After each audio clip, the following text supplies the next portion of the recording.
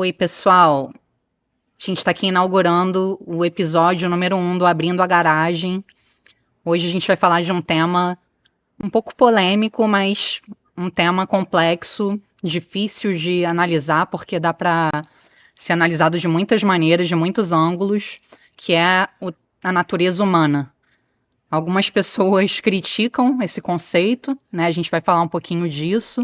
Mas antes de entrar no tema, a gente está querendo anunciar o nosso primeiro clube do livro, que é justamente um livro que aborda esse tema sobre a natureza humana e sobre a negação da natureza humana, do Steven Pinker, que foi lançado em 2002. É um calhamaço, um livro super interessante. Ele é um psicolinguista, um neurocientista, tem uma formação muito ampla, então esse livro transita por várias áreas de conhecimento distintas e se você tem um pouco de preguiça de mergulhar num livro tão denso, tão difícil, eu diria, era inclusive o livro que estava na minha bibliografia de processo seletivo do doutorado, e quer ler em conjunto, junto com a gente está aqui convidando vocês para participarem desse clube do livro. Todas as informações vão estar aí embaixo. Vão ser 10 encontros, 10 quintas-feiras, começando dia 13 de fevereiro. 10 quintas-feiras seguidas com interrupções no Carnaval e na Semana Santa. Então, vem com a gente se você quiser mergulhar nessa jornada fascinante que é entender a natureza humana e por que é importante entender a natureza humana, né, Felipe? Exatamente. E aí eu acho interessante a gente começar falando o que a gente entende por natureza humana, né? Porque eu acho que quando a gente usa esse termo no cotidiano, geralmente a gente usa ele de maneira fácil de entender, assim. Você está falando sobre uma coisa que é muito humana, né? Você fala, isso daí é da natureza humana. Por exemplo, sei lá, ajudar os outros é tão natureza humana quanto enganar os outros, né? Então a gente poderia falar assim, é natureza humana. Só que tecnicamente a gente quer dizer coisas mais abrangentes quando a gente está falando disso. Então, e aí cada área, assim, tem várias áreas que estudam isso, né? Por exemplo, se você perguntar para um antropólogo, ele vai te dizer uma coisa. Se você perguntar para um psicólogo, ele vai te dizer uma coisa que, por sua vez, vai variar dependendo da área desse psicólogo. Então, por exemplo, eu estudo psicologia evolucionista, eu vou dar uma resposta diferente da galera que estuda, sei lá, psicologia social crítica, por exemplo. Sim. Respostas totalmente diferentes. Então, por aí vai. Filósofos também, vai variar como eles vão responder. Mas aí, se eu fosse te perguntar, por exemplo, Sally, como você definiria, mais tecnicamente, assim, sem ser no senso comum, claro que usando um palavreado fácil da galera entender, mas como você acha que a gente poderia definir a natureza humana?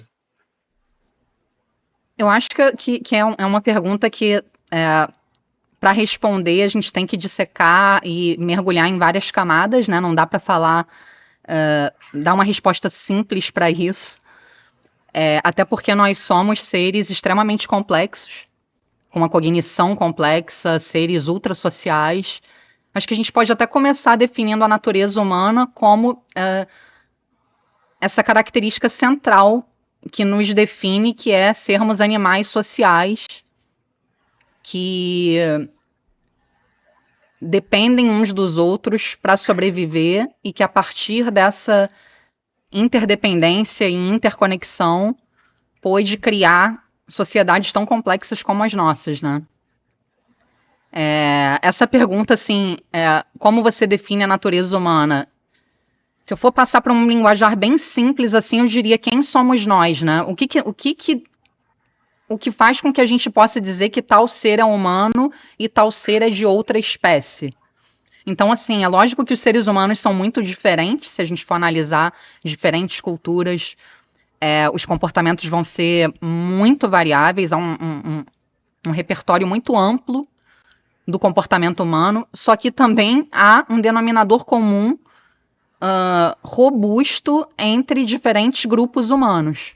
Então, acho que a gente pode, para definir o que é a natureza humana, começar falando do que há em comum independentemente da cultura na qual uma pessoa tenha crescido e tenha nascido, mas o que tem de comum entre pessoas das mais variadas culturas que faz com que a gente diga isso é um ser humano? Sim. Então, eu gosto dessa resposta aí que tu deu, essa parte do social, né? Os seres humanos, eles se definem não isoladamente, não só como indivíduos, mas a gente se define em comparação com outros humanos, com o grupo cultural onde a gente nasceu, as regras culturais onde a gente nasceu, a gente se define com base nisso tudo. A gente calibra nossas características individuais com base nisso, inclusive. Se não fosse a cultura, quer dizer, um ser humano criado isolado, sem cultura, sem estar com outros humanos, ele provavelmente não ia ser nada parecido com qualquer pessoa que a gente conhece. Então, daí a gente já vê isso que você falou. Por exemplo, tem os casos das crianças criadas por lobos. Elas são elas são totalmente diferentes da gente, porque elas não tiveram outros seres humanos para calibrar o comportamento delas ali e tal. Então, por aí a gente já vê que essa resposta é bem importante. A resposta a natureza humana tem a ver com o social, com o cultural e tal. Mas aí eu vou dar um passo atrás. Eu vou falar assim, ó. Eu acho que para definir a natureza humana é interessante a gente começar falando sobre o que distingue os seres humanos dos outros animais. Uma dessas coisas é isso que a gente está falando, né? O fato da gente depender tanto da cultura. Só que o que significa depender tanto da cultura no caso dos seres humanos? Bom, primeiro, tem várias espécies que têm cultura. Então, assim, ao contrário do que a gente pensa no cotidiano, cultura não é uma coisa unicamente humana. Claro que no nível de complexidade que tem na gente, é só nos seres humanos, ok. Mas cultura, no sentido de você ter uma série de regras, comportamentos que são aprendidos, são ensinados, isso daí existe em outras espécies. Outros primatas têm isso. Por exemplo, o orangotango, o chimpanzé, eles aprendem a usar ferramenta culturalmente. Eles não nascem sabendo usar ferramenta, eles transmitem os conhecimentos. Isso daí pode ser considerado uma espécie de protocultura, uma cultura muito básica, muito basicona. E são animais sociais também, né? Ou seja, a sociabilidade não é exclusiva do humano, muito não, embora seja uma característica muito forte para nos definir, né? Sim. E aí, para a gente entender por que os seres humanos são assim, outras espécies não são, a gente tem que entender um pouco sobre a evolução humana. Isso também tem tudo a ver com a natureza humana, né? A nossa natureza agora, como a gente se apresenta hoje, século XXI, é diferente porque a gente passou por um percurso evolutivo muito, muito peculiar. E esse percurso evolutivo peculiar, ele tem a ver com um caminho evolutivo que o nosso gênero, o gênero que eu falo é o gênero em termos de espécie, né? O gênero Homo, Homo sapiens, Homo erectus, todas as espécies do gênero Homo. A gente foi seguindo um caminho evolutivo que pareceu selecionar cada vez mais características biológicas que fizessem com que a gente desenvolvesse a capacidade de aprender com o ambiente e viver em ambientes cada vez mais diferentes. Para a gente viver em ambientes cada vez mais diferentes, a gente tem que ter uma boa capacidade de aprendizado para poder sobreviver, para poder aprender a sobreviver nesses ambientes. Então, o nosso percurso evolutivo ele parece ser definido por isso. Então, a gente é muito bom. Por exemplo, tem seres humanos vivendo no Ártico até, sei lá, até o sul do planeta, a linha equatorial, que é mais quente, enfim. A gente vive em tudo que é ambiente. Isso tem a ver com a nossa capacidade a nossa capacidade como uma espécie cultural. Sim. Então, quais são as características biológicas que fazem parte da natureza humana que tem a ver com essa capacidade cultural que eu estou falando, que você também falou? Cara, o nosso cérebro, que é grande, e para ter um cérebro grande, plástico como o nosso, capaz de aprender, a gente tem que nascer menos preparado do que outras espécies. Então, assim, outras espécies já nascem andando, já nascem sabendo comer, já nascem com uma própria linguagem ali, sei lá, o gato já nasce miando. O ser humano só nasce chorando. Então, assim, a gente, por assim dizer, os seres humanos nascem prematuros. E essa prematuridade que permite que a gente aprenda tanto culturalmente com outros seres humanos, com regras diluídas nas relações,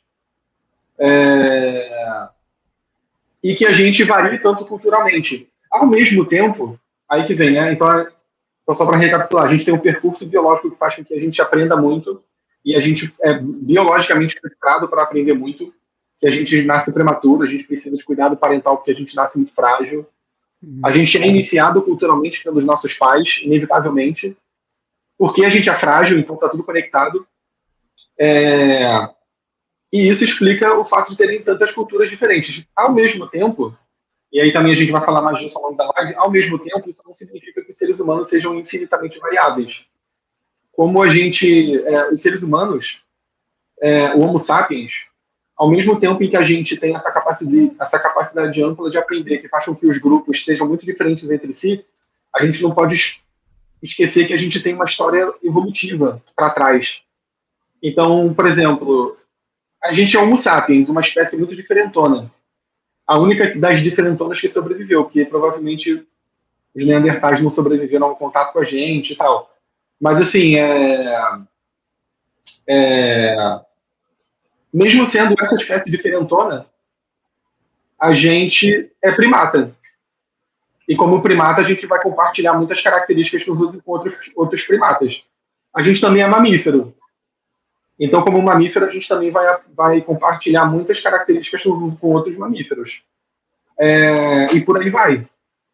Então, assim, o fato da gente reconhecer a capacidade de cultura, de aprendizado, a natureza social dos seres humanos, nada disso significa que falar de natureza humana não inclua falar um pouco de características que a gente compartilha com outras espécies e que não são aprendidas.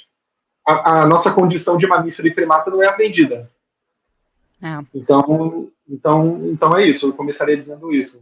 Esse é o panorama. E a gente tem uma capacidade enorme de aprender e também de ensinar, por extensão, que também nós somos grandes professores, eu diria, né? Essa capacidade de transmitir conhecimento de geração em geração, de transmitir a linguagem. Então, a gente aprende, a gente ensina. E para que isso aconteça, é necessário haver todo um aparelho, um aparato, né, neurobiológico complexo que permite que essas faculdades sejam desenvolvidas ao longo da nossa evolução enquanto espécie no sentido amplo, mas evolução como ser humano de bebezinho até virar adulto também, né, desenvolvimento. E a gente se desenvolve e aprende língua e aprende a inferir estados mentais alheios, por exemplo, aprender códigos de conduta e etc., porque a gente tem um cérebro que nos permite também aprender isso, né? Não é que a cultura acontece num vácuo. Toda essa complexidade, todas essas diferenças culturais que fazem com que o humano que é um esquimó e o outro que está lá na Sibéria e a gente aqui no Rio de Janeiro e etc., quer dizer, é um panorama muito amplo ser humano, mas há isso em comum, né? Essa capacidade de absorver das gerações que lá estavam antes da nossa chegada e que vão nos transmitir, e à medida que a gente cresce, a gente também vai passando para os outros. Então, assim, por exemplo, as crianças das mais variadas culturas já têm uma espécie de programação ou pré-programação para ir assimilando os sons e aprendendo a linguagem. Né? Então, a gente tem milhares de línguas diferentes, mas, no entanto, há essa capacidade em comum, seja de qual língua você estiver falando, né? Essa capacidade que as crianças têm de ir aprendendo que as palavras significam alguma coisa, e aí formando frases, e aí formando frases mais e mais complexas, aumentando o vocabulário e etc., até poder se comunicar de uma maneira mais sofisticada. Então, essa dicotomia, né, natureza, cultura, que gera às vezes até uns embates ideológicos, a gente pode falar disso mais pra frente. Eu acho que tem mais coisa pra falar do basicão antes de entrar nos conflitos. Mas, assim, é uma dicotomia que é meio nonsense, né? Porque para que essa cultura exista, é necessário que haja também esse cérebro.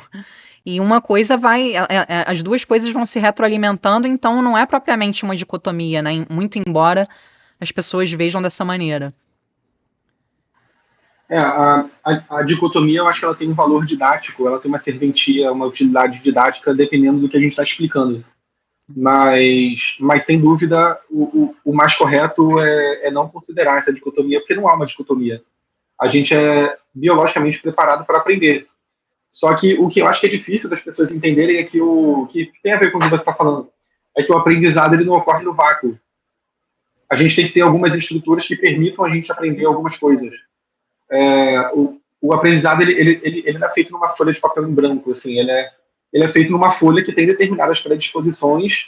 Olha só, uma boa metáfora é o seguinte: o aprendizado ele não é feito numa folha de papel em branco lisinha, quando você acabou de tirar do plástico, assim, uma folha A4 lisinha.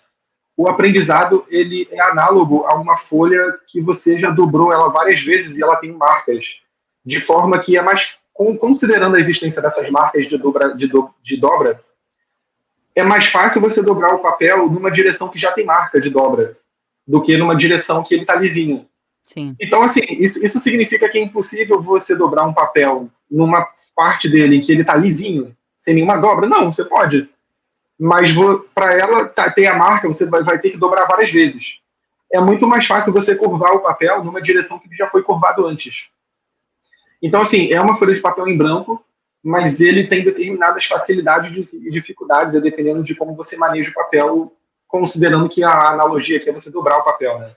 Você tem mais facilidade de dobrar ele de alguns modos do que de outros. Por exemplo, quando você pega um origami e abre o papel, você vai... Assim, é bem mais difícil você construir um outro origami do que você simplesmente tentar dobrar de novo o que já estava dobrado, né?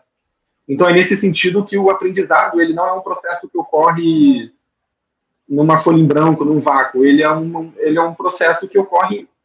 É uma construção que ocorre em cima de outra coisa, de uma base que já está ali. Exato. Uma base biológica. Aí agora tem um exemplo muito bom sobre isso, já é um exemplo um pouco mais concreto para a gente entrar no exemplo, aliás, um pouco mais concreto e um pouco mais complexo. Por exemplo, você diria que, bom, tu falou de linguagem ainda há pouco. Esse exemplo eu sempre dou em sala de aula, que eu acho que ele é ilustrativo, eu não sei se os alunos acham difícil da graduação, mas eu acho que o exemplo é ilustrativo. Você diria que matemática, ela é inata ou aprendida? Uau! Agora você me pegou de surpresa. Eu acho que ela é aprendida, mas de uma maneira rudimentar. Pode haver alguma tendência inata a assimilar quantidades. Exatamente. O ponto é por aí. É claro que, por exemplo, usar algarismos indo-arábicos para contar 1 mais 1 igual a 2, isso é aprendido, claro.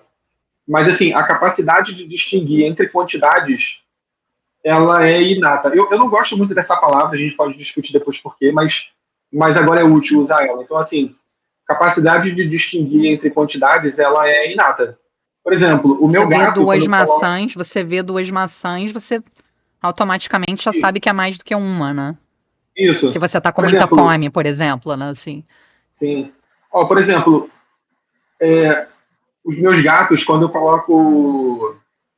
São 2 gatos, então quando a gente coloca 2 vasilhas para eles, de ração, uma mais cheia do que outra, eles vão na que tá mais cheia. E aí, às vezes, é sem querer que a gente faz isso, né? Enche mais uma do que outra. Eles vão na que tá mais cheia. Então, assim, os gatos sabem aritmética? Não. Mas eles, de alguma forma, eles entendem que ali tem uma maior quantidade daquilo que é interessante para eles, que no caso é a ração de carne, a ração de peixe. O cheiro, né, é uma coisa atraente e eles vão para a coisa atraente que está se dispondo em maiores quantidades. Eles não precisam saber matemática para saber isso. Eles têm uma espécie de intuição numérica que é muito natural, é muito básica. Eu vi um artigo uma vez na Scientific American, eu não li o artigo mesmo, né? mas eu li a matéria da Scientific American, e essa matéria estava mostrando que abelhas sabem distinguir entre quantidades. Então, assim, a cognição numérica, ela é muito mais primitiva no reino animal do que a gente pensa. A gente não está nem falando de mamífero, olha só, a gente está falando de inseto. A gente está falando de artrópode. E né, os artrópodes são muito mais antigos do que a nossa linhagem evolutiva. E eles já sabem distinguir entre quantidades. Agora, ou seja, os seres humanos não sabem distinguir quantidades porque isso é unicamente humano. Não, a gente sabe porque isso é uma coisa muito comum na árvore evolutiva, na verdade. Sim. Agora, só os seres humanos sabem matemática, muito possivelmente. Só a gente consegue usar um conjunto de símbolos para, por exemplo, fazer uma equação do segundo grau, evidentemente. Isso é aprendizado puro. Mas não é aprendizado puro no sentido de que é um aprendizado que está construído em cima de uma folha em branco. Não é. O aprendizado da aritmética, o aprendizado da geometria e etc., ele está sendo construído em cima de uma folha de papel que já tem dobraduras, né, para usar a analogia que eu acabei de usar. Qual é essa dobradura agora nessa analogia que eu estou usando? É a cognição que faz a gente intuitivamente distinguir quantidade, mesmo sem saber matemática. A gente sabe isso, a abelha sabe isso, o gato sabe isso. A única coisa que diferencia nós dois não, os humanos e essas outras espécies, é que a gente consegue usar a cultura para construir um conjunto de símbolos que vão rebuscar ainda mais essa cognição que é muito básica. Se você pegar um ser humano analfabeto, ele nunca viu TV, ele nunca viu uma tabuada, enfim, ele vai saber distinguir entre um lugar que, como você falou, uma vasilha que tem mais maçã e tem menos maçã. Sim. Mas ele sabe matemática? Não. Para ele saber matemática, ele tem que ser iniciado numa comunidade cultural que vai ensinar ele essa linguagem. Sim. Então assim, tá vendo como quando a gente pega o exemplo, mas coloca uma lupa sobre o exemplo, a gente vê que é bem mais complexo falar assim, a matemática é inato ou aprendida. Cara, sei lá, assim, é meio difícil responder isso quando você considera toda essa complexidade da coisa. Depende do que você está chamando de matemática, né? Claro que a gente vai associar a essa disciplina complexa, e aí, de fato, ela é aprendida. Mas, analisando desse ponto de vista mais rudimentar, realmente, a gente é meio que programado, né, para reconhecer um copo d'água mais cheio do que outro, se estiver morrendo de sede, inclusive. E, inclusive, como um mecanismo de sobrevivência, de adaptação, né? Eu ia falar uma coisa, agora eu esqueci. Quando a gente fala, assim, várias coisas em comum em relação a gente com outros primatas, somos animais sociais, mas o chimpanzé também é, e tal. Fica parecendo que é tudo a mesma coisa, né? Eu acho que uma coisa interessante para discernir uma coisa da outra é justamente o nível de complexidade da sociabilidade. Ou a comunicação. Os macacos também se comunicam entre si? Sim, mas eles não fazem uma live para discutir o livro do Steven Pinker e não vão fazer um clube do livro, né? Então, assim, os seres humanos, o nível de organização social deles nosso, né? É tão complexo que a gente criou sociedades, os seres humanos se casam, os seres humanos fazem contratos, os seres humanos desenvolveram leis. Então, a gente tem uma série de coisas em comum com outros animais, com outros primatas, com outros mamíferos, mas o nível de profundidade que o humano chega, justamente por esse cérebro mais complexo, maior, com matéria cinzenta, com neocórtex, sei lá, com córtex pré-frontal, ultra desenvolvido e etc. E também o nível de conexões, né? Se eu não me engano, a baleia e o elefante têm cérebros maiores do que os humanos, mas o nosso cérebro tem uma quantidade de conexões muito acima de outras espécies, né? Então, a gente tem um denominador comum, mas os seres humanos organizam jogos olímpicos, né? Você não vai ver os chimpanzés se reunindo no mundo inteiro para assistir uma cerimônia de chimpanzés competindo uns com os outros. Então, assim, há competição entre eles, há comunicação entre eles, há uma série de coisas que a gente às vezes acha até engraçado porque às vezes até se parecem bastante conosco, né? com inveja, com disputas de território, com ciúmes, com amor também, com luto também. Mas os humanos vão chegar num nível de complexidade de fazer rituais fúnebres, de fazer rituais matrimoniais, etc. Você deu o exemplo da matemática que você dá em sala de aula. Eu gosto sempre de dar o exemplo, voltando à questão da folha em branco, que você trouxe, que o livro, né, que a gente vai analisar no Clube do Livro também, o Tábula Rasa fala muito sobre, até porque tábula rasa vem dessa ideia de folha em branco, né? Eu gosto sempre de dar o exemplo, assim, de que eu não posso voar. Se eu pular pela janela e tentar, não, mas eu vou aprender, eu vou bater os meus braços, eu vou treinar para ser igual um pássaro. Assim, a minha natureza não me permite fazer esse tipo de movimento. E se eu pular pela janela, eu vou cair e me despedaçar. Então, assim, da mesma forma, a gente está limitado pelo nosso corpo. Claro que a gente se desenvolve e pode adquirir competências ao longo da vida que façam com que a gente aumente o nosso repertório, né, e aprender uma série de coisas, mas essa aprendizagem não é infinita.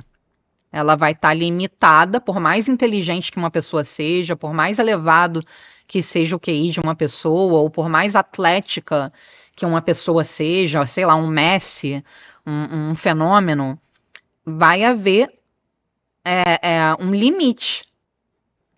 E o mesmo acontece com o nosso cérebro, né? É um cérebro plástico, é um cérebro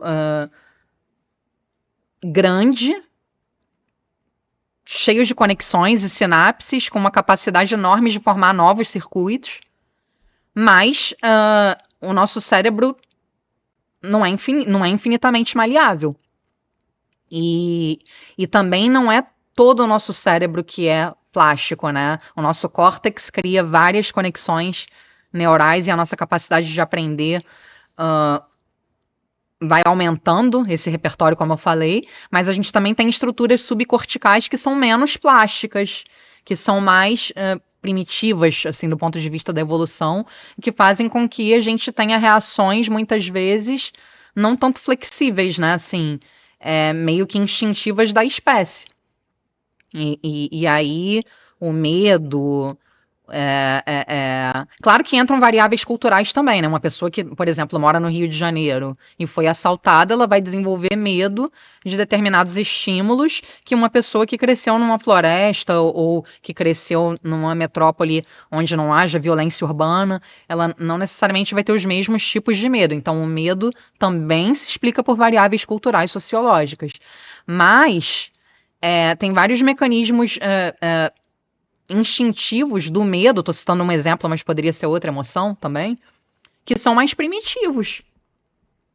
E aí que não são aprendidos, né? Se um barulhão, se uma bomba estourar, sei lá, se algo fizer com que eu me sinta ameaçada, eu vou reagir de uma maneira muito parecida, não vou ficar aqui falando de psicologia e neurociências e coisa, vai vir uma Sally muito mais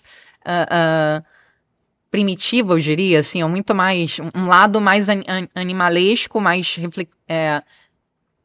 de um reflexo e não de uma reflexão para fugir de um perigo, né? Então a gente tem essa capacidade gigantesca de criar conexões e um cérebro plástico e aprender e aumentar a nossa quantidade de ferramentas e de habilidades e de competências, inclusive competências psicológicas, mas não é infinito, né? Eu tô limitada pelo meu cérebro, pelo meu corpo, e eu vou me desenvolver, mas dentro daquelas limitações.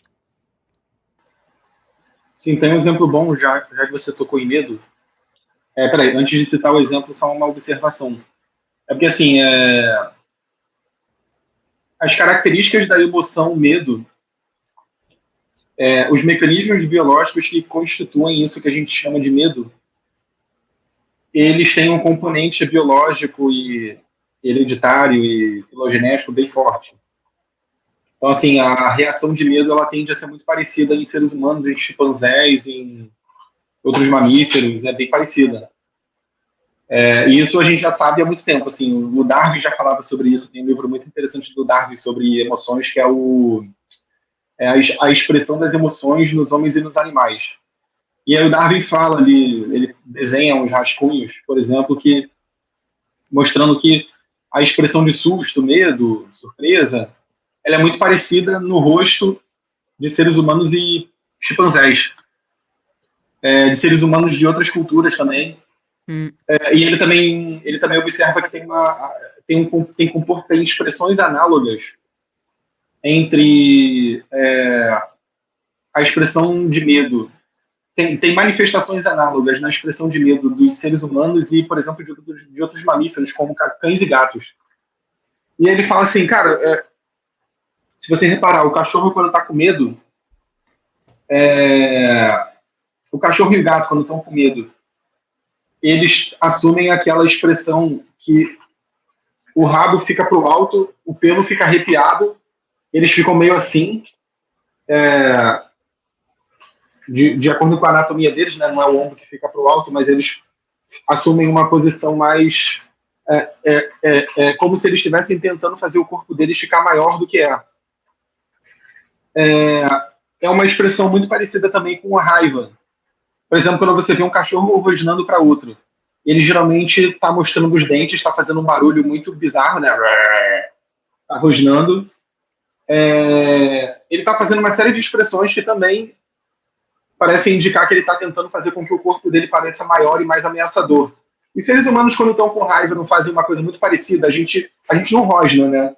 Não necessariamente, pelo menos. Pode ter gente que rosna. Sei lá, o cara faz um som de raiva assim, mas a gente fala grosso quando tá com raiva, né? Quando a gente não xinga assim, seu escroto. Não é assim que a gente xinga, né? A voz sai grossa, porque é uma forma de rosnado, é uma forma de rosnado, como é que eu posso falar? Canalizado numa palavra. Mas é basicamente a mesma coisa, é o mesmo mecanismo. Só que a gente misturou uma coisa que é aprendida, que no caso, quer dizer, a gente misturou uma coisa que é biologicamente bem forte, que é a emoção da raiva, e a gente misturou isso a uma coisa que é muito aprendida, que é, no caso, os xingamentos que você aprende na sua cultura. Você não aprende a xingar, quer dizer, você não nasce sabendo xingar uma pessoa. Mas você aprende, mas isso não significa que tudo que engloba um xingamento seja aprendido do zero. Aí a outra coisa que eu ia falar é que você falou, foi logo no início, quando você começou a falar agora, você falou alguma coisa sobre o amor, eu acho que você falou que as manifestações do amor não são aprendidas, alguma coisa assim, não lembro. E aí isso me fez lembrar um vídeo que eu vi no Twitter, eu até escrevi um texto recentemente, e aí eu comecei o texto falando disso. Eu vi um vídeo no Twitter ano passado. Era um vídeo assim, tinha um pessoal gravando a jaula. Aliás, não era uma jaula, era o criadouro de acho que eram chimpanzés. Não, eram gorilas. Tinha um pessoal visitando o zoológico e gravando aquilo ali. E aí, por que eles estavam gravando? Porque eles estavam achando sensacional, porque os gorilas estavam protagonizando uma cena de sexo muito exótica, para falar o mínimo. Tinha uma fêmea. Porra, como é que eu vou descrever isso aqui sem parecer muito chulo? Você que levou a conversa para esse lado.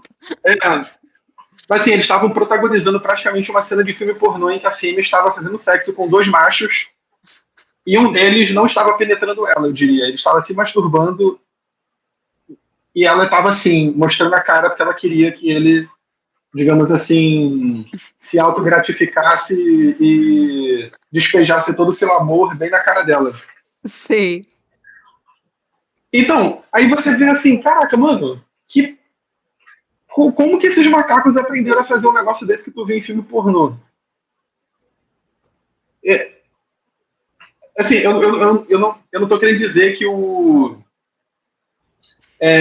tipo assim, uma cena de sexo como essa é inata. Não é isso que eu tô dizendo. O que eu tô dizendo é que o fato da gente funcionar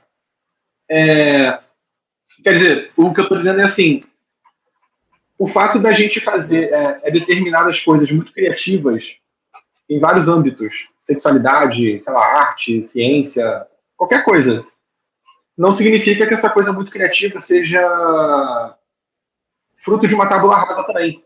Você pode ser criativo dentro de determinados caminhos que são muito típicos de um indivíduo que pensa como um primata. O que eu estou querendo dizer é assim, se você pensar no corpo do primata, como ele funciona, bom, é bem parecido com o nosso. Talvez o modo de funcionamento do corpo do primata, aí você pensa incluindo cérebro, incluindo mão, incluindo modo de se locomover e tudo mais, talvez isso leve esses primatas a protagonizarem cenas de sexo muito parecidas com cenas que você vê humanos protagonizando. Uhum. Então, assim, isso é uma coisa que torna essa coisa de natureza muito complexa. Ou seja, você não está falando que aquela cena é inata, mas você está falando que existem mecanismos inatos, às vezes o corpo, a configuração do próprio corpo. Sobre os quais, né, outras camadas vão se sobrepondo. Exato. Ó, tipo assim, você não pode imaginar um primata, e aí inclua seres humanos nisso, você não pode imaginar um bonobo, um chimpanzé, um gorila, um ser humano, fazendo sexo como dois papagaios, certo? Ou vivendo embaixo d'água, né? Exatamente, é tipo assim, imagina eu só. resolvi fazer uma casa no fundo do mar para eu morar. Não, entendeu? Então, assim, o fato da gente ter um corpo com determinadas configurações já impõe certas configurações e comportamentos. É como se afunilasse para que determinados comportamentos fossem muito prováveis. Não é que aquele comportamento é inato, você não nasceu sabendo aquilo. Mas o fato de você funcionar de determinada maneira te direciona, te afunila as possibilidades de comportamento para aquilo. Por exemplo, eu tenho certeza que dentre as possibilidades de posição sexual, transar igual papagaio não está incluído. Por quê? Porque, cara, a gente não tem um corpo de papagaio. O papagaio não vai conseguir fazer. Tipo assim, tu imagina um papagaio fazendo um 69.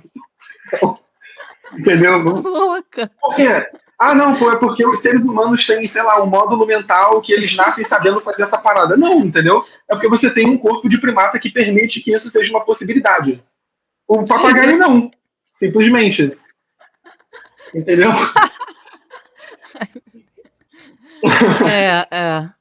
Mas assim, trazendo um pouco para que a gente está dando vários exemplos de coisas que a gente tem em comum com outros animais, né? Para enfatizar o quanto nós não somos seres separados da natureza, e sim seres que estão dentro da natureza e fazemos parte dela, né? E temos uma série de coisas em comum com outros primatas. Mas aí agora eu vou trazer o contraponto, né? O que a gente tem de diferente que faz a gente humano?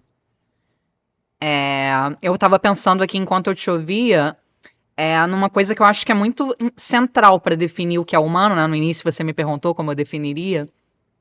E como psicóloga, eu acho que a imaginação, por exemplo, é algo muito forte no ser humano, né? A nossa capacidade. Tem a famosa frase do Descartes, né? Penso, logo existo. Acho que a gente pode até inverter. O Kandel fala isso no livro dele que eu comprei no início. Penso, logo existo, ou existo, logo penso, né? Porque os seres humanos são seres, são animais pensantes. Inclusive no começo do Porque Acreditamos em Coisas Estranhas, do Michael Shermer, ele fala isso também, nós somos caniços pensantes. Se eu não me engano, é no prefácio no prefácio, não na obra em si, uma outra pessoa escreveu, eu esqueci agora. Mas enfim. Acho que caniço pensante, essa frase eu acho que é do Aristóteles, eu acho. Ah, é? Ele deve ter citado, devia estar citando. Devia estar citando. Mas enfim, nós, para citar algo que define o que é humano, eu acho que é fundamental falar disso. Nós somos seres que pensam. Por causa da linguagem, isso também nos permite pensar de uma maneira bem ampla, ter uma imaginação muito fértil, né, que é o alicerce da cultura, né? A partir disso, a gente vislumbra vidas passadas, vidas futuras, a gente tem uma capacidade. Vidas passadas, peraí, explica isso que a galera vai achar que tu é espírita. A gente vislumbra vidas passadas. A nossa imaginação permite. Um cachorro, por exemplo, ele pode até antecipar, se ele for condicionado, ter um pensamento antecipatório, né? E imaginar que o dono dele vai dar um pedaço de carne, etc., ou vai fazer um carinho, ou vai embora e chorar. Mas é um nível de pensamento antecipatório muito mais simples, né? Muito mais imediatista. O cachorro não vai pensar, daqui a 10 anos eu vou estar meio coroa, será que eu vou morrer cedo? Sei lá, é importante eu guardar um dinheirinho, né? Para eu ter uma velhice mais tranquila. Aconteceu isso com meu amigo, eu não quero que isso aconteça comigo. Essa capacidade de aprender com as experiências alheias, de observar as experiências alheias e de tirar lições delas. E quando eu falo vislumbra vidas passadas, não é nem no sentido espírita do termo, muito embora o espiritismo seja, né, uma religião, então é uma manifestação da imaginação humana. Mas eu tava pensando mesmo, por exemplo, sei lá, eu tô imaginando meu pai e minha mãe na época que eles se conheceram. Eu conheço essa história tão bem, eles já me contaram tantas vezes, eu sou fruto desse amor. Então eu posso pensar como é que eram meus pais jovens antes de eu chegar aqui, né? Vendo fotos, ou imaginar, lendo livros de história, como é que era na Idade Média, a Europa medieval, como é que era o Brasil colonial. Então, assim, a gente tem essa capacidade de viajar no tempo, de imaginar o futuro também. Né? Como é que vai ser daqui a 100 anos, quando não estiver mais aqui? Será que todo mundo vai estar muito robotizado? Será que vão ter carros voadores, sei lá o que e tal? Então, isso é uma característica muito forte do ser humano, essa capacidade de viajar no tempo e no espaço e de também pensar de uma maneira contrafactual, né? Não só o pensamento concreto, eu tô aqui fazendo um vídeo com o Felipe pro Garagem Psi, anunciando o Clube do Livro, etc., mas também pensar de uma maneira muito criativa, muito abstrata. E aí que permite as pessoas, para o bem e para o mal, né? Seja criar coisas nefastas que possam ser ruins para o ser humano, para o convívio social, criar uma bomba, Mas essa mesma imaginação também permitiu que fosse criada a internet, que fosse criada... Né? E criancinhas pequenas, falando em natureza humana, criancinhas pequenas, muito pequenas, já com 2 anos de idade, já manifestam um fascínio por narrativas, por personagens, por mundos fictícios, por ouvir histórias, né? Assim, então, claro que à medida que a gente vai crescendo, vai ficando mais complexo, né? Como eu já enfatizei várias vezes, então aí a gente vai ler Dostoiévski, a gente vai ver um filme, a gente vai se envolver em tramas mais complexas. Só que de maneira rudimentar, crianças pequenininhas já manifestam essa imaginação, né? Como eu falei, essa capacidade de pensar naquilo que não é real, que não é concreto, que não está aqui diante de mim, mas o Joãozinho e a Maria na floresta, indo visitar a bruxa, jogando. Então, assim, isso é uma coisa muito humana para falar de natureza humana, né? É uma coisa assim universal, porque as brincadeiras elas podem variar, né? No Brasil, a gente vai, sei lá, brincar de roda de capoeira, os moleques vão jogar pelada no aterro do Flamengo, sei lá o quê. Os jogos vão variar. Em outra cultura, o beisebol nos Estados Unidos é muito popular e aqui não é. Então, há diferenças culturais significativas. Porém, há algo em comum, que é esse fascínio por narrativas, por jogos, por personagens, por imitar. Né? Crianças pequenas imitam o pai, a mãe, tá brincando de médico, tá brincando de casinha. Essa capacidade de observar um mundo social e ir assimilando, né? Exemplos, referências, e reproduzindo e imitando, isso é muito humano. Mas os cachorrinhos também brincam? Brincam. Outras espécies também brincam, mas o humano tem essa capacidade imaginativa muito aguçada, né? E isso nos torna humanos. E voltando ao medo também, só para complementar o meu raciocínio, e depois eu te rolo de volta a bola, tem esse medo mais primitivo, né? Se uma bomba estourar aqui do meu lado, eu vou ficar assustada. Se algo fizer com que eu me sinta ameaçada, a minha pupila vai dilatar, eu vou paralisar ou eu vou correr. Mas também o ser humano, por causa dessa imaginação, por causa dessa capacidade de pensar e refletir, ele vai ter medos que são tipicamente humanos. Como, por exemplo, o medo da morte, assim, né? O medo de perder os seus entes queridos. A gente tem essa consciência da nossa vulnerabilidade, da nossa condição, que faz com que a gente tenha certos tipos de medo que são muito específicos da gente, né? Tô até fazendo referência aqui a um livro que eu até postei no story do Garagem um dia, que é A Negação da Morte, do Becker. Mas, enfim. Então, o ser humano tem essa consciência da sua condição, né? Da sua finitude, das perdas que a gente inevitavelmente vai ter que enfrentar. Então, isso faz com que a gente tenha medos que sejam muito típicos do humano, né? Sim, isso que você está falando, assim, tem vários dilemas aí para esse assunto de natureza humana. Porque tem alguns autores que vão... Assim, tem várias escolas na psicologia, nas áreas que estudam esse tipo de assunto. E aí tem alguns autores que vão dizer assim, que vão na linha do que você está...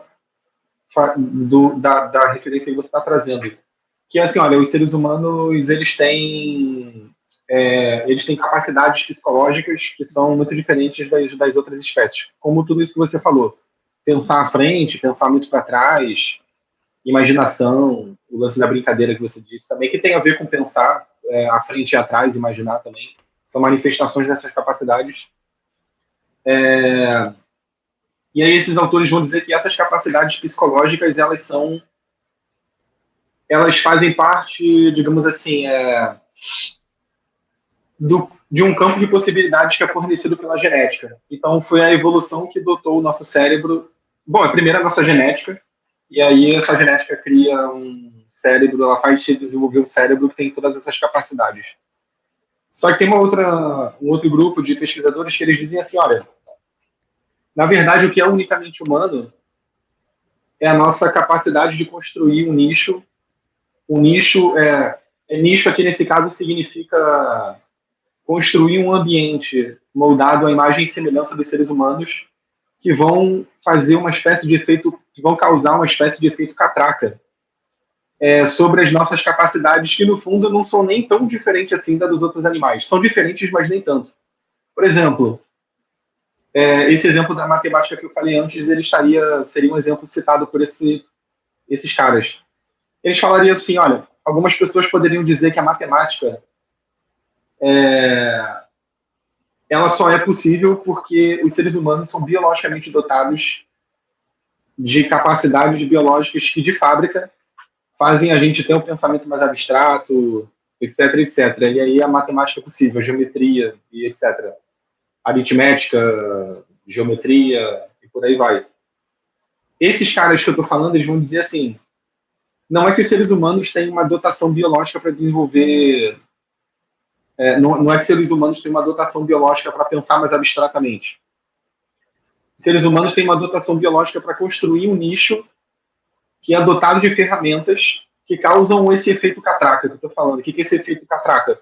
É o efeito que a linguagem matemática causa na nossa capacidade muito básica de distinguir entre quantidades. Então, assim, os seres humanos eles têm a mesma capacidade básica, biológica, de distinguir entre quantidades que o gato tem. O que o gato não tem, na verdade, é a capacidade de construir um nicho tão complexo que vai tornar a maneira como ele pensa mais complexa do que seria de fábrica. Os seres humanos têm isso. Os seres humanos eles modificam o ambiente e aí entenda essa modificação de maneira ampla. Por exemplo, construir casa é uma modificação do ambiente. fazer uma planta, criar uma plantação, modificar o ambiente, criar ferramentas que façam a gente pensar numericamente de maneira mais complexa também. Essas ferramentas que fazem a gente pensar de maneira mais complexa vão fazer com que a gente culturalmente desenvolva capacidades mais abstratas. Claro, o gato não pode desenvolver essas capacidades mais abstratas. Nem o chimpanzé, por exemplo. Tem limites muito mais rígidos, no caso de outras espécies. Mas o que esses pesquisadores estão tentando dizer é que existe uma retroalimentação em relação ao modo como a gente modifica o ambiente e o modo como esse ambiente modifica a nossa natureza. Então, a natureza... E aí tem um jargão que esses caras usam, né? Só para situar quem está ouvindo, esses pesquisadores eles têm uma opinião diferente da do Steven Pinker, por exemplo. O Steven Pinker ele vai mais naquela linha clássica da psicologia evolucionista, que é a gente é geneticamente preparado para ter módulos mentais que fazem a gente pensar de maneira muito mais complexa e tal. Então, na verdade, a gente cria os artefatos e modifica o ambiente porque a gente pensa mais complexamente. Esses que eu estou fazendo referência agora, eles pensam o contrário. Seres humanos têm a capacidade de modificar o ambiente, ponto. Só que o que distingue a gente de outras espécies é que esse ambiente modificado, ele modifica a nossa natureza biológica, de maneiras que não é possível acontecer com outras espécies, pelo menos não no mesmo grau que a gente. Então, por exemplo, para esses autores, a capacidade de pensar abstratamente, seja através da linguagem, seja através da matemática, não é inata no sentido que a psicologia evolucionista tradicional vai pensar. Então, só para o pessoal também situar, assim, que tem vários debates nessa área. E é super interessante. Você aprende uma penca de coisa, assim, quando você vê esses caras debatendo. Não sei se ficou claro, mas tem essas duas visões. Não. Eu acho que é um assunto. À medida que a gente vai se aprofundando, a gente vai vendo que o buraco é bem mais embaixo, né? O buraco dele é bem mais embaixo, exatamente. Há divergências, né? E de todo modo, nós não somos esses seres tão especiais assim. Eu acho que é um grande paradoxo, assim, porque ao mesmo tempo eu assim, vou dar minha opinião agora mesmo. Eu acho que os seres humanos sim têm algo de muito especial. Essa capacidade imaginativa que, por exemplo, eu sou uma grande apaixonada pela literatura clássica, mas eu também gosto de autores contemporâneos. Eu até terminei anteontem um livro de uma escritora contemporânea mineira e assim a literatura é um bálsamo para minha alma, assim, de verdade, assim, me leva para um outro lugar que até se eu estiver deprimida, se eu estiver chateada, a literatura tem um poder. Estudar também me faz muito bem, também me permite viajar, me descentrar das minhas questões pessoais e me conectar com coisas, com a nossa espécie, com a história. Mas assim, a literatura eu acho muito especial. Então, eu acho que o ser humano tem essa capacidade de criar cultura num nível que, assim, fã de literatura como eu sou, né, eu acho que tem algo de especial, sim, nos seres humanos, não? Machado de Assis, esses seres que contribuem tanto para a humanidade, um escritor como Machado de Assis, enfim. Por outro lado, nós somos muito antropocêntricos, né? A gente acha que está no centro do universo e que a gente é muito especial e que não sei o que e tal. E aí, de repente, a gente tem uma crise de ciúmes e dá um piti e tem uma crise de choro, sei lá o quê, porque alguém que a gente gosta ficou com outra pessoa, sei lá. E aí a gente vê que a gente não é tão dono de si, né? Ou tropeça na rua e abre o joelho, como aconteceu comigo, né? Uma coisa banal, e aí, de repente, 11 pontos no joelho. Então, assim, esse antropocentrismo também muito exagerado, eu acho muito ruim. Então, muitas coisas da natureza humana, inclusive, são negadas. Até voltando ao livro, né? Porque o livro fala sobre a negação da natureza humana. E quem tiver curiosidade, junte-se a nós nos nossos encontros, enfim, que a gente vai falar muito disso. mas muitas vezes a gente nega aspectos nossos porque eles são feios, né? Essa é a verdade. Se olhar no espelho, se a gente bota uma luz muito forte, a gente vai ver, né? Uma espinha, uma mancha no rosto e tal. Até lembrei do livro, do livro não, do filme A Substância, que é um filmaço. Se olhar no espelho, né? E agora eu tô falando literalmente, mas também metaforicamente. E ver como o ser humano sim pode ser invejoso, como o ser humano sim pode ser violento, como o ser humano sim pode ser sei lá, tantas coisas, muitas vezes faz com que esse conceito de natureza humana ou esse exercício de olhar para o nosso lado animalesco fira a nossa vaidade, né? Assim. E aí as pessoas muitas vezes têm uma certa dificuldade até de empregar esse conceito como se nós fôssemos seres ultra evoluídos que não fizessem parte do reino animal. Só que a gente faz, né? Assim, a gente tem hormônio, a gente tem período menstrual, a gente tem raiva, a gente se desespera. Então, assim, acho interessante olhar para esses dois lados, né? O que a gente tem de especial para que surja um cara como Machado de Assis e que traga uma obra tão impactante, tão importante, tão profunda, com descrições de personagens que aí é difícil falar, não admitir que sim, a gente tem um lado especial, né?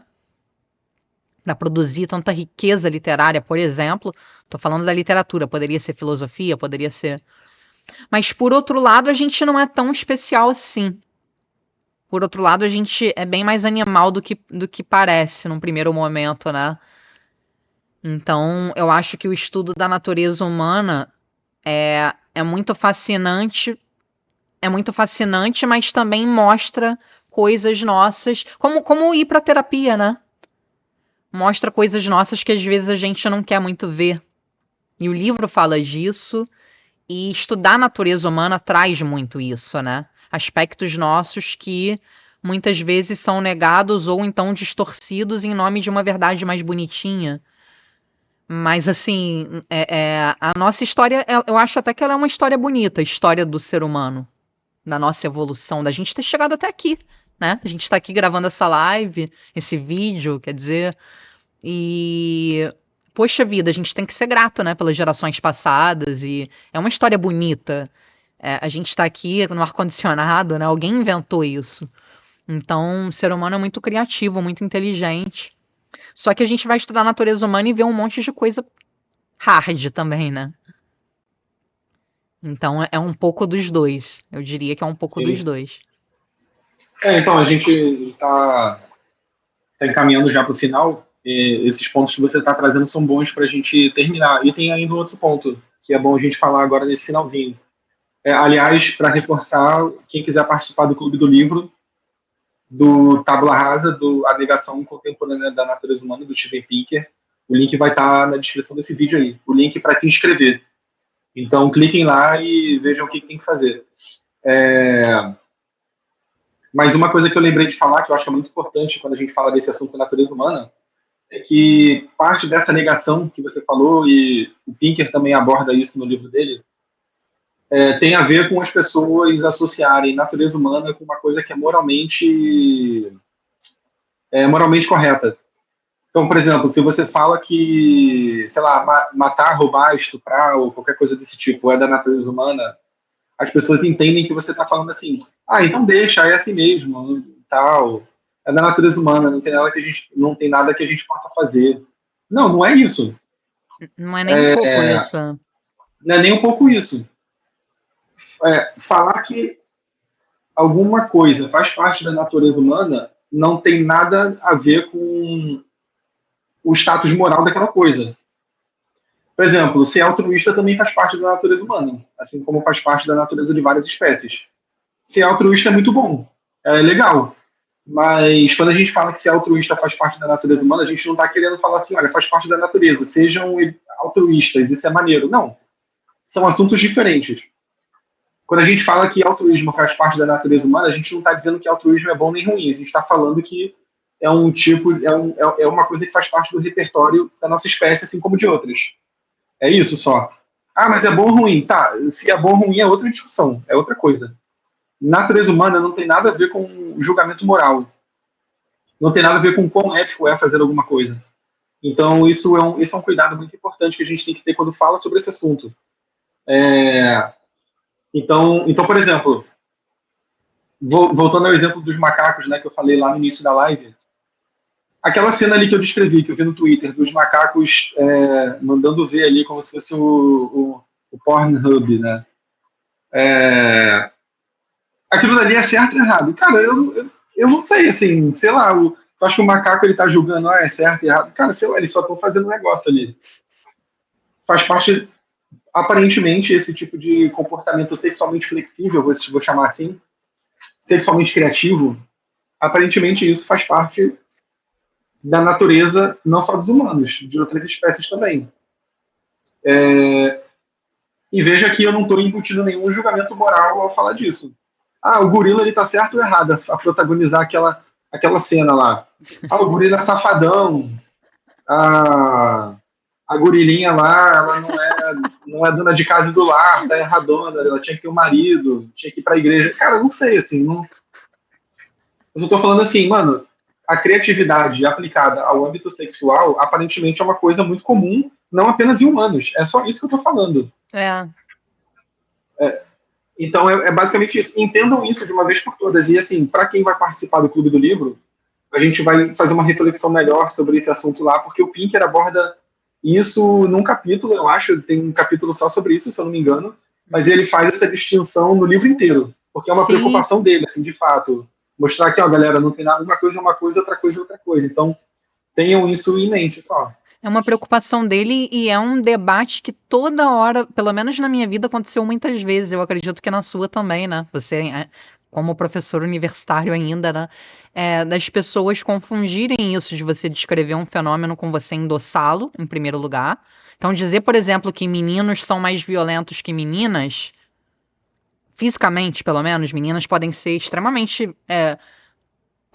cruéis, até no sentido de excluir meninas ou fazer bullying, cyberbullying, enfim, comentários em relação à aparência, coisas do tipo. Mas fisicamente os meninos são muito mais violentos do que as meninas, e isso é um dado, assim, muito batido, muito manjado. Não quer dizer que eu esteja falando, os meninos serem violentos tá bom, tá ok, deixa eles serem violentos. Não é nada disso. É só uma descrição, é uma comparação intergrupal. E isso acontece o tempo inteiro, né? Você descrever um fenômeno ser confundido com você tá defendendo aquela ideia. Como se você estivesse passando pano para aquela ideia. E não é. E outra coisa também é falar de natureza, isso é natural. E aí, se for algo ruim, você tá endossando também como se tudo que fosse natural fosse bom. Tem coisas que são naturais e que não são boas. Né? Um tumor, por exemplo, é natural, assim, acontece, né? Pessoas recebem um diagnóstico oncológico, tem mutações genéticas, são fenômenos naturais que ocorrem. Claro que podem ser provocados por hábitos ou não, né? Podem ter componentes genéticos ou componentes ambientais também, se você cresce num lugar muito poluído, perto de indústria, sei lá. Mas um câncer é algo natural ou não também, né? Eu sempre procuro enfatizar bastante que pode aparecer alguém com pouca caridade interpretativa. Eu gosto muito dessa expressão. Mas, enfim. Não, ele não é natural no sentido de que, porra, sei lá, tu pode ter um câncer porque tu foi exposto à radiação. Exato. Então o câncer foi provocado por uma coisa externa, mas ainda assim, o desenvolvimento de câncer é uma possibilidade do nosso arcabouço biológico. Exatamente. Sendo ou não estimulado por uma coisa assim do ambiente. Pode ser estimulado pelo nosso próprio, pela nossa genética. Aliás, só um ODS. O maior preditor de câncer, sabe qual é o maior preditor de câncer? Fala aí. Idade. Idade é o maior preditor de câncer. Por quê? Porque, cara, os nossos genes começam a funcionar de maneira zoada. as nossas células começam a se multiplicar de maneira zoada, cheia de erro. E isso vai causando esse tipo de quadro que a gente chama de câncer. Pois Então, é, assim, o próprio ato de envelhecer é natural e não é bom, né? é ruim pra caceta. Todo Quem é mundo que queria ficar quer? igual o Demi Moore, ser É, gatésima. Eu queria chegar aos 60 anos com caras de 40, 40 ter cara de 30, 30 ter cara de 20, mas as pessoas envelhecem. As pessoas é. envelhecem. E isso é um processo natural. Então, assim, as pessoas confundem muito você falar que algo é natural, se for ruim, como que você estivesse passando pano para aquilo, ou então não é natural, então não sei o quê. É engraçado porque parece algo muito simples, né, num primeiro momento, assim. Mas suscita muito debate ideológico. Sim. Né? Se você falar que meninos naturalmente são mais violentos do que meninas, muitas pessoas vão contestar essa ideia. E vão dizer que a sociedade é machista e estimula a violência nos homens. A sociedade é machista mesmo. Tá melhorando, mas existe o machismo. Só que acontece que esse dado ele se replica nas mais variadas sociedades, né? Então é um dado universal. Não, e o ponto que esse debate ele não leva em consideração o seguinte ponto.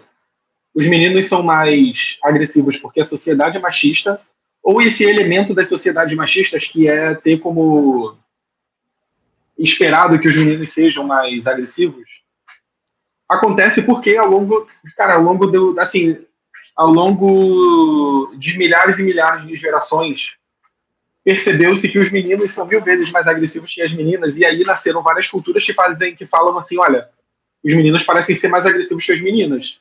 Então, assim, não é a cultura que pode ser que não seja a cultura que esteja produzindo a maior agressividade dos meninos. A cultura está ao menos, ela tá simplesmente Potencializando. constatando, ela está constatando um negócio que acontece. A gente tem várias evidências de que, assim, aliás, o Pinker, ele não só fala sobre isso no Tabula Rasa, como ele tem um livro só sobre esse assunto, que acho que é Os Anjos Bons da Natureza Humana, o nome do livro, que ele fala só sobre violência. E assim, cara, existem quilos de evidência de que a testosterona, esse hormônio só, que tem maiores quantidades, maiores níveis, o organismo masculino ele é mais influenciado pela testosterona, só a presença desse hormônio faz as pessoas serem mais agressivas. Não coincidentemente, a testosterona ela é mais influente no desenvolvimento do sexo masculino. Aí você vai dizer que o sexo masculino é mais violento por causa da cultura. Uhum. E, E, cara, assim, é bem inclusive, mais provável que seja o contrário. homens com mais testosterona do que outros homens costumam ser mais violentos. Exato. Inclusive, mulheres com mais testosterona costumam ser mais agressivas estatisticamente do que mulheres com a configuração hormonal mais típica de mulheres. Sim. Então, assim, como é que tu vai olhar para esses dados e falar, não, é a cultura machista que está criando a maior violência dos homens? Não, sem dúvida, né? Existe um efeito de retroalimentação ali. Sim. Você pode ter uma característica biológica que é mais típica de um grupo, essa característica ela vira uma espécie de previsão ou regra social, cultural. Essa regra ela vai modificar o comportamento do grupo. Pode ser que o grupo se torne mais, como é que eu posso dizer, mais condescendente, eu acho que é a palavra, não sei, mais tolerante com a agressividade dos meninos, porque a cultura diz que os meninos são mais agressivos. Pode, Sim. mas isso é diferente de assumir essa circularidade causal da coisa, esse looping, é diferente de você dizer que é a cultura que está causando a maior agressividade dos meninos. Ela pode estar reforçando uma tendência que está ali por motivos muito mais básicos e antigos filogeneticamente do que a própria cultura em si. Sim. Então, assim, reconhecer a importância da cultura não tem nada a ver com diminuir a importância desse background que é mais antigo, que é biológico, filogenético, hormonal, etc. Na realidade, em nenhum momento a gente está querendo dizer que uma coisa anula a outra. Não, não, assim, ou que uma coisa até explica mais do que a outra. É como você falou, elas se retroalimentam e as explicações não são monocausais, né?